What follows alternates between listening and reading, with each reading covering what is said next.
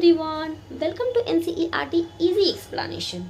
Today we are going to discuss about classification of nerve fiber.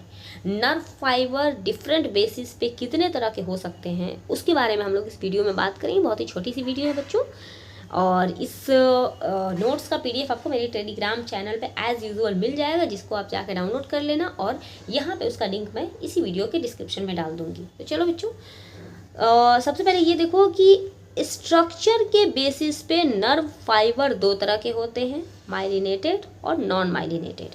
यानी कि based on structure, myelin sheath से nerve fibre cover है या नहीं है, इसके आधार पे नर्व फाइबर माइलिनेटेड हो सकते हैं अगर वो माइलिन शीथ से कवर है, और अगर वो कवर नहीं है दैट इज नॉन माइलिनेटेड। ठीक है। दूसरा है कि बेस्ड अपॉन डिस्ट्रीब्यूशन के आधार पे नर्व फाइबर फिर से दो तरह के होते हैं, सोमैटिक और विसरल। यानी कि कौन से ऑर्गन में वो डिस्ट्रीब्यूटेड है। वो सोमैटिक ऑर्गन में अगर होगा, यानी कि स्केलेटल मसल वगैरह में अगर वो डिस्ट्रीब्यूटेड होगा दैट इज सोमैटिक, और अगर वो विसरल ऑर्गन जैसे कि हमारा ऑटोनोमिक, जिसको हम लोग ऑटोनोमिक नर्व फाइबर भी बोलते हैं, जो कि इंटरनल ऑर्गन में अगर डिस्ट्रीब्यूटेड होगा this is visceral nerve fibre. तीसरा हमारा जो मतलब क्लासिफिकेशन है वो है ऑरिजिन के बेसिस पे, यानी कि जो नर्व फाइबर है वो ऑरिजिनेट कहाँ से कर रहा है। इन दोनों चीज़ में बच्चे अक्सर कंफ्यूज हो जाते हैं कि ऑरिजिन और डिस्ट्रीब्यूशन में क्या फ़र्क है। ऑरिजिन का मतलब सिंपल इसका एग्जांपल ये समझो, ऑरिजिन लड़की जहाँ पैदा हुई, जो उसका मायका है दैट इज़ ऑरिजिन। तो मायका में दो तरह का नर्व होता है, क्रैनियल और स्पाइनल। क्रैनियल का मतलब कि अगर वो ब्रेन से निकला डैट इज़ क्रैनियल, और अगर वो स्पाइनल कॉर्ड से निकला डैट इज़ स्पाइनल। तो ये दो तरह का होगा। माइका में नर्व फाइबर दो तरह का होता है, क्रैनियल और स्पाइनल। ठीक है। और ससुराल में जहाँ पे वो गया, ठीक है, सोमैटिक और विसरल। कहाँ गया तो एक एक्सटर्नल यानी कि स्केलेटल मसल में गया तो सोमैटिक, और अगर इंटरनल ऑर्गन में गया दैट इज़ विसरल। ठीक है। इसके अलावा है फंक्शन के बेसिस पे जो नर्व फाइबर होते हैं ये भी हमारे दो तरह के होते हैं, सेंसरी और मोटर।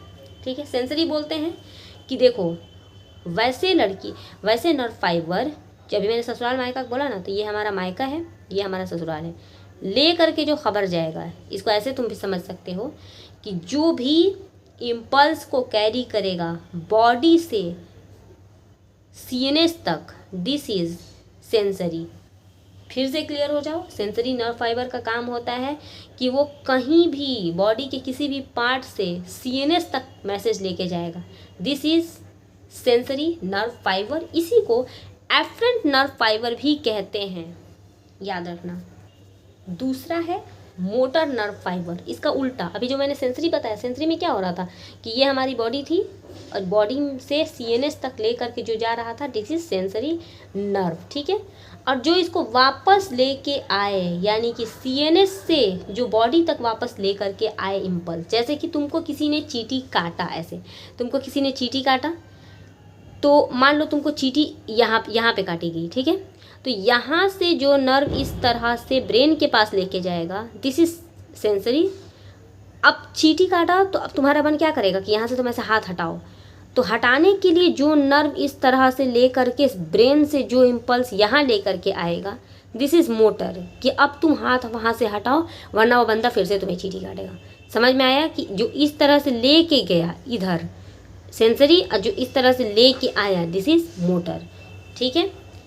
फिर है पांचवा जो है वो है सेक्रीशन के बेसिस पे, यानी कि न्यूरोट्रांसमीटर किस तरह से सेक्रेट हो रहा है। तो पहला हो सकता है एड्रीनोनर्जिक, और दूसरा होता है कोलिनर्जिक। ठीक है। ये हमारा हो जाएगा एड्रीनर्जिक जो होता है वो नॉर एड्रीनलिन सेक्रेट करता है, जबकि जो कोलिनर्जिक होता है वो एसिटाइल कोलिन को सेक्रेट करता है। आई होप वीडियो अच्छी लगी होगी। मिलते हैं नेक्स्ट वीडियो।